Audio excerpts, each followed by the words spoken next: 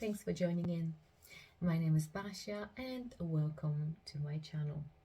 Today I would like to discuss Phalaenopsis tetraspis and Phalaenopsis speciosa. Are they two different species or are they the same plant? So Phalaenopsis tetraspis was described for the first time in 1870 by Henrik Gustav Reinenbach. And when he described the plant, he had incomplete example of Phalaenopsis tetraspis, which means the flowers were dried and his specimen had only 2 or 3 leaves. Nevertheless, he described his tetraspis foliage to be very dark green and very thick, roots very free growing and very thick and fleshy as well, and the flowers to be ivory in color with a tiny tinge on the lip. Now, later on in life, he updated the description of the tetraspis when he managed to get a full example of the plant. In his first description, he said that tetraspis comes from Himalayan, and that has been corrected by James Vici 23 years later as coming from Philippines. And then in 1881, Reinenbach described another species, Phalaenopsis speciosa. He said that the leaves are a lot lighter in color and thinner than the tetraspis, and that they do have almost yellow tinge to them. The flowers are beautiful with beautiful markings and red blotches or purple blotches on an ivory background. He also said the roots are a lot flatter than the tetraspis, and that the plant does not grow a lot of roots. However, he did say that speciosa was more free-flowering orchid than the tetraspis.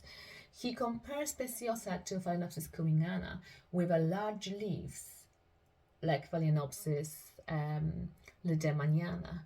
He said that the most difference he could notice between the plants, between tetraspis and speciosa, was in the flowers, was in the shape and the markings. Now, he also describes speciosa to be a fragrant species. I have got a few notes here because there's a few names and the dates which I can't memorize.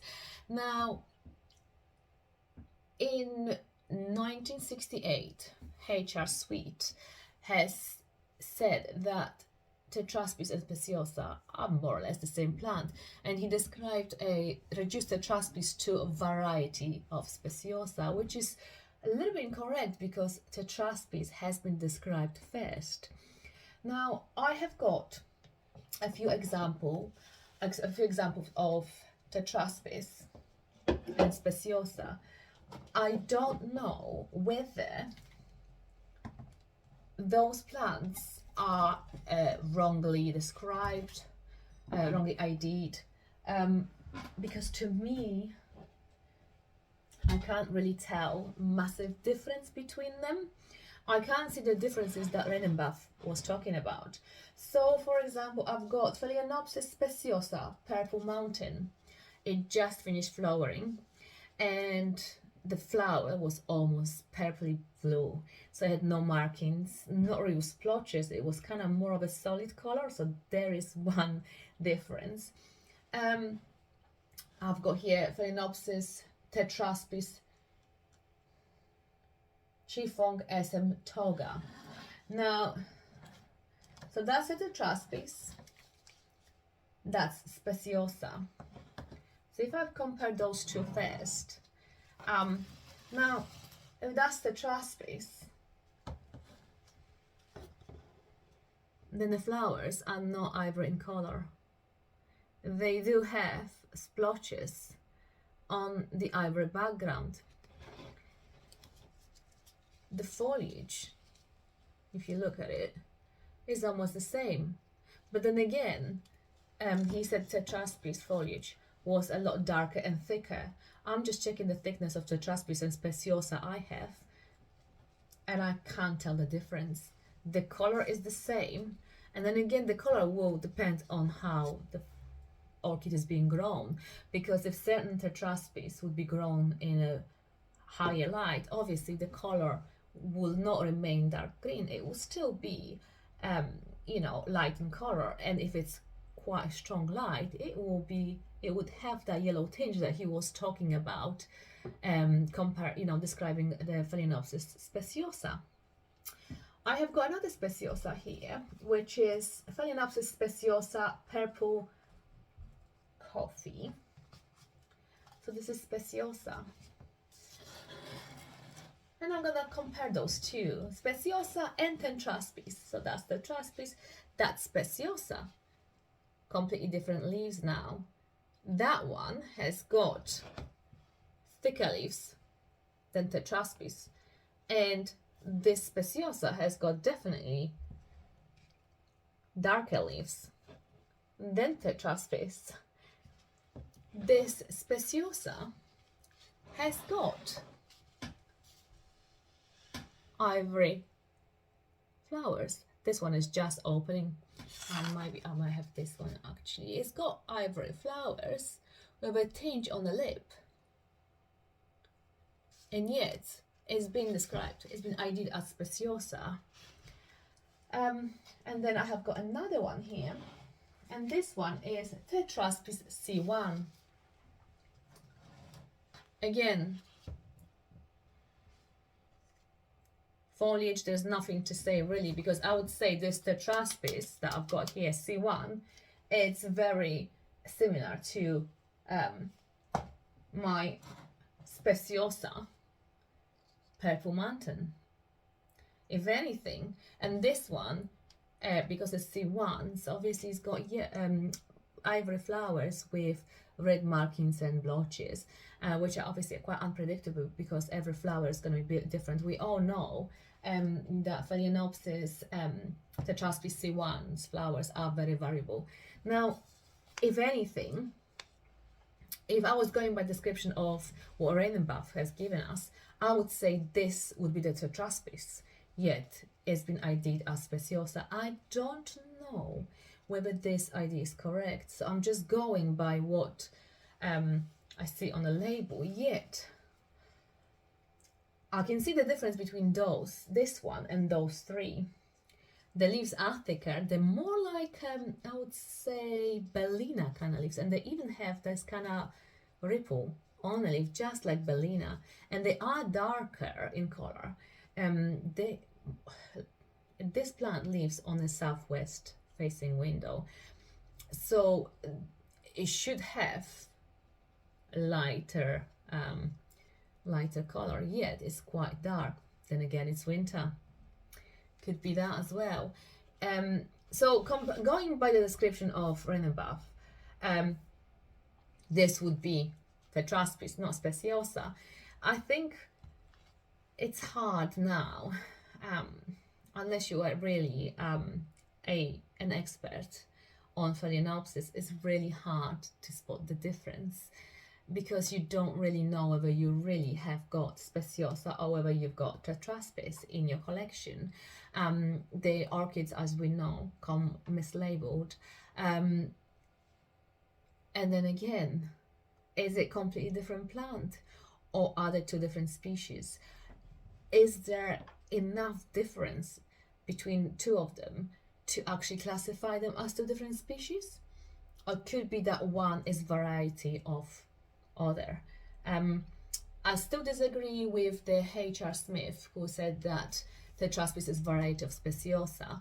I would say maybe speciosa is variety of tetraspis. But then again, I'm not an expert. That is just my common sense kicking in here. Then again, I'm very blonde, so I don't have very common sense. But no offense to any blonde people, that is just me. So yeah, I have to say, Phalaenopsis tetraspis and Phalaenopsis speciosa, they are one of my favorite Phalaenopsis out there. Fragrant wise, I would say it's hit and miss. Some of them, some of the tetraspis is fragrant. Like for example, the C1, I can sense the slight fragrance, even though Redenbach didn't say anything about the fragrance in tetraspis. Then tetraspis Chifong Toga, this one has got a slight fragrance. It's kind of, it's not pretty, it's kind of like plasticky and very artificial. Now that's the tetraspis. Speciosa, let's have a look, which is supposed to be very fragrant. Nope, I cannot sense any fragrance on this one. So it could be just the case that we're not identifying those plants correctly. We're just mistaking speciosa for tetraspis, tetraspis for speciosa, or they're just subgenus of another species. So obviously, since this debate, since the HRs would describe them as one species, the orchid community has been very divided on this subject, on this matter. I wonder what you think. Do you think the speciosa and tetraspis are the same species, or do you think they're two different species? To be honest with you, I have no idea. I can't say either way. I'm so torn by it. Nevertheless, I still love them. I think they're absolutely amazing. I think they keep us always guessing what kind of color you're gonna have on the flowers, because what I've noticed, my tetraspis and my speciosas, they all have different flowers, so no flower is the same. So I always wonder which color and what flower is gonna have, and sometimes I'm looking at the flower that is not fully open and I'm guessing, oh, is it gonna have a little blotch here, or is it gonna be pure white? So yeah, it's always fun to owning those. They're very easy to grow. They're a little bit slow to start off, so obviously they need to, once they come from the cellar, they have to come to your house, they need to adjust themselves to your growing conditions. So they're a little bit, I found them a little bit slow to start, but once they establish the root system, so those are my newest ones, and the root system is not the best. It started growing now, so there's a good tip, but it did take, I think, a few months you know, to establish the root system. This one has got some growing tips, and it's slowly getting the roots. It needs watering, you know, going. However, this one is one that I've had in my collection for about a couple of years now, maybe, or just over a year, and the roots are amazing. Even though I thought it's gonna just die in my care because it just did, on the beginning, did not want to grow any roots. But now they're absolutely amazing. And once the roots, one thing is with tetraspis speciosa, once the roots are established, they will start sending flower spikes. Now the flower spikes are like no other species. They would say 5, 6, 7, 8. And the flower spikes are branching, and it's really, once you have got mature established plant, it can really produce a massive show of flowers. So it's definitely worth having in the collection, especially that it just carries with those flowers that element of surprise, because you never know what they're gonna look like. I mean, you have Lide Mañana, which also provides, you know, produces quite a lot of flower spikes, and Bastiani, but you know what the flower is gonna look like because the flowers are very uniform. With the tetraspis or speciosa, you never know what flowers you're gonna get, so it does have this element of surprise. And like I said, some of them are fragrant, although it's not my favorite type of fragrance. Then again, every person has got different nose receptors. You know, every person smells differently. So, you know, some people could find the fragrance very attractive. To me, it just smells very, very artificial. Anyway, thanks for sticking in and listening to me rambling. I'm sorry I did not make it obvious whether, you know, I didn't come to the conclusion. We still don't know any different, but I hope you enjoyed this video. I hope you stuck around to the end, and thank you very much for watching, and I'll see you in the next one.